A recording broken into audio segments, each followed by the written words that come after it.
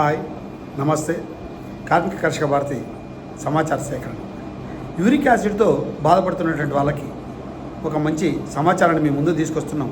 ఈ సమాచారాన్ని పూర్తిగా స్కిప్ చేయకుండా ఈ వీడియో మొత్తం చూసి నూతనంగా సబ్స్క్రైబ్ చేసేవాళ్ళు సబ్స్క్రైబ్ చేయండి. సబ్స్క్రైబ్ చేసిన వాళ్ళు లైక్ చేసి షేర్ చేసి ఈ సమాచారాన్ని అందరికీ చేరవేసేలాగా చూడండి.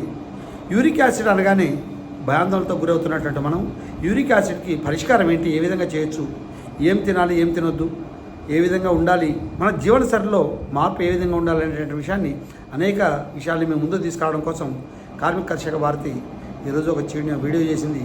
ఈ వీడియోను చూసి స్కిప్ చేయకుండా మంచి సమాచారాన్ని మీకు అందిస్తున్నట్టు భవిష్యత్తులో కూడా రాబోయే రోజుల్లో సమాచారాన్ని అందించేలాగా కార్మిక కర్షక భారతికి వ్యూవర్స్ అందరూ సహకరిస్తారని మీ వీరమనే రవీందర్రావు.